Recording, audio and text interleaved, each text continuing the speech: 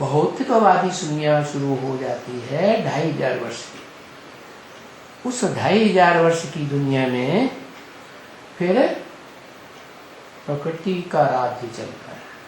परंतु प्रकृति भी तो माता है ना,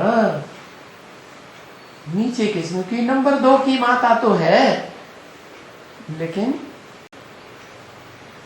जो इंद्रियां हैं, जो 5 तत्व हैं, वो जड़त्वमयी है। कैसे? उनमें बुद्धि नहीं है। तो जड़त्वमयी प्रकृति, जो जड़त्वमयी इंद्रियों की माता है, जड़त्वमयी धर्म पिताओं की माता है, जो भावना वाले नहीं है। आत्मा में भावना होती है या जड़ शरीर में भावना होती है? आत्मा में भावना होती है, जड़ शरीर में तो कोई भावना नहीं। तो ये देहधारी धर्म पिताएं जो हैं, जो आत्मिक स्थिति को पकड़ते ही नहीं है, मान ही नहीं पाते, सब कह देते हैं रूह रूह रूह। वो ये भी समझते हैं कि रूह जो है वो आदमियों में होती है, स्त्री हो चाहे पुरुष हो, उनमें रूह होती है। बाकी और जो प्राणी हैं, जीव जंतु, पशु पक्षी, कीड़े मकोड़े, उनमें रूह नहीं होती। इसलिए हम उनको काट पीट के खा सकते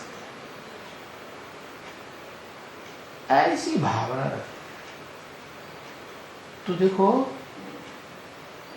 वो जानते ही नहीं है कि रूहों की भी 2 कैटेगरीज हैं। एक देवात्माओं की कैटेगरी, एक मनुष्य आत्माओं की कैटेगरी। ऐसी रूह है जो भगवान आता है तो सुधर जाती है, दैत्य से, दानव से, राक्षसी स्वभाव संस्कार को छोड़ करके देवता बन जाती है। ऐसी श्रेष्ठ रूह है। और दूसरी वो है जो सुधरती ही नहीं। क्या? भले स्वर्ग में भी चली जाती है। क्या? क्योंकि पहले भी स्वर्ग में थी पूर्व कल्प में, परंतु द्वैतवादी द्वापर युग से जब दूसरे धर्म पिताएं आते हैं तो उनमें जो कमजोरी रह जाती है ईश्वर को कम पहचानने की, ज्ञान कम रह जाता है। जो ईश्वर से ज्ञान मिलता है, उस ज्ञान की कमी के कारण वो कम कलाओं वाले देवता बनते हैं स्वर्ग। क्या?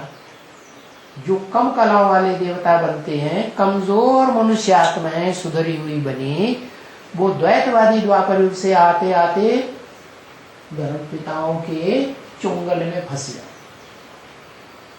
धर्म पिताओं की आत्माएं तो ब्रह्मलोक से आती हैं, आत्मलोक से सुधरी हुई आत्माएं हैं। क्या? उनके स्वभाव भी अच्छे होते हैं, संस्कार भी अच्छे होते हैं। शुरुआत में तो दुनिया की हर चीज सात्विकी होती है इस दुनिया की। आत्मलोक की बात नहीं, आत्मलोक में तो सब सतो प्रधान, वो तो है ही सत्य धाम। क्या? लेकिन उस सत्य धाम को छोड़ करके जब इस सृष्टि पर आते हैं तो इस सृष्टि में प्रकृति का राज्य है। प्रकृति, प्रकृष्टकृति, 2 प्रकार की बताई ना। एक चैतन्य भावना वाली, चैतन्य ज्ञान इंद्रियों का कंट्रोल करने वाली।